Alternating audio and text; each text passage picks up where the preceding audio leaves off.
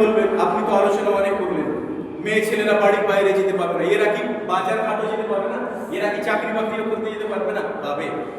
এরা চাকরিও করতে যেতে পারবে, এরা স্কুলেও পড়তে যেতে পারবে, এরা মাদ্রাসাতেও যেতে পারবে, এরা প্রয়োজনে বাড়ির বাইরে যেতে পারবে, কুটুম বাড়িও যেতে পারবে। কিন্তু এদের জন্য শরীয়ত কিছুগুলি গাইডলাইন্স দিয়েছে, ওই গাইডলাইন্স অনুযায়ী এদেরকে চলতে হবে। গাইডলাইন্স অনুযায়ী আমি আপনাকে 6টি কথা বলবো। এই 6টি গাইডলাইন্স মেনে আপনি আপনার বাড়ির মেয়ে ছেলেরাকে বাইরে যেতে দেবেন।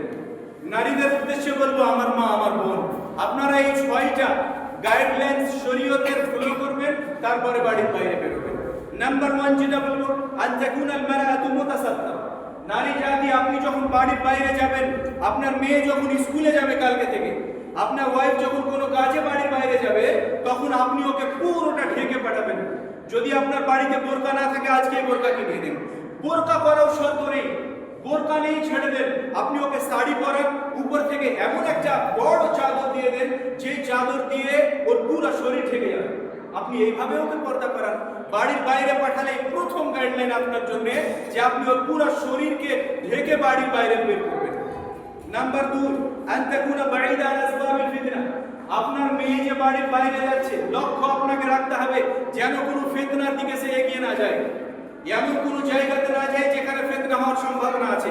আপনি জানেন বাবা, যে আপনার মেয়ে যদি রোডের পাশে দাঁড় হয়, এখানে বাদের উপরে দাঁড় হয়, তাহলে কিছুগুলো যুবক এখান দিয়ে যাবে, যুবকের চোখ আপনার মেয়ের দিকে পড়বে, আপনার মেয়ের চোখ ওই যুবকের দিকে পড়বে, আর আগামীকালকে আপনার মেয়ে আউট। আপনি তো জানেন, তারপরেও আপনার মেয়েকে বাড়ির বাইরে যাওয়ার পারমিশন দিবেন কেন? যেখানে ফিতনা হওয়ার আশঙ্কা আছে, ওখানে আপনার মেয়েকে, আপনার বোনকে যাওয়ার কোনো পারমিশন নেই, আপনাকে দিতে হবে। 3 নাম্বার গাইডলাইন, আইয়াকুনা ফি খুরুজিহা আল্লা ইয়াকুনা ফি খুরুজিহা তাবাররুজ ওয়ালা জিনা। আপনার মেয়ে যে বাড়ির বাইরে বের হবে, যেন পর্দাহীনতা অবস্থায় বের না হয়। আপনি লক্ষ্য রাখবেন যে আপনার মেয়ে একেবারে সাজুগুজু হয়ে কোন যুবককে আকৃষ্ট করার জন্য তো বের হয় না। আপনার ওয়াইফ বাড়ির বাইরে যাচ্ছে, ওর হাত ওর গলা তো খোলা নেই, আপনাকে লক্ষ্য রাখতে হবে ওইরকম অবস্থায় যেন বের না হয়। 4 নাম্বার আপনাকে বলবো, লা তাখরুজ বিগীবিন, যেন সেন্ট ব্যবহার করে না বাইরে বের হয়, লক্ষ্য করবেন আপনি। নারী জাতি, আপনি বাড়ির বাইরে গেলে আপনাকে সেন্ট ব্যবহার করে বাইরে যেতে হবে। 5 নাম্বার, যখন আপনি বাড়ির বাইরে বের হবেন, আপনার মেয়ে বাড়ির বাইরে বের হবে, যেন আপনার অনুমতি নিয়ে বের হয়, যেন আপনার অনুমতি নিয়ে বের হয়, যেন আপনার মেয়ে আপনার অনুমতি নিয়ে যায়, যেন আপনার মেয়ে ওর স্বামীর অনুমতি নিয়ে যায়, যেন আপনার মেয়ে ওর যে দায়িত্ব আছে ওর অনুমতি নিয়ে যায়। যদি উইদাউট পারমিশন, বিনা অনুমতিতে বাড়ির বাইরে যায়, তাহলে এটা শরীয়তের গাইডলাইন অনুযায়ী চলবে, এবং হলো না এটা ওর জন্য হারাম যদি ওর স্বামী বাড়িতে আছে। এবং সর্বশেষ গাইডলাইন যেটা শরীয়তে বলা হয়েছে, আল্লা তাকুনা ফি খুরুজিহা মুখালাতা লিররিজাল। এমন কোন জায়গা আপনার ওয়াইফ না যায়, এমন কোন জায়গা আপনার মেয়ে না যায় যেখানে ছেলেদের সাথে ওর উঠা বসা। আপনি জানেন যে আপনার মেয়ে যদি স্কুলে না যায়, অটোমেটিক ক্লাস জাম্প করাচ্ছে মমতা দিদি, এরপরেও জানেন আপনি স্কুলে কোনো ক্লাস হবে না আজকে, তারপরেও আপনার মেয়ে বেরোচ্ছে বাড়ি থেকে, আপনি ওকে পাঠাচ্ছেন।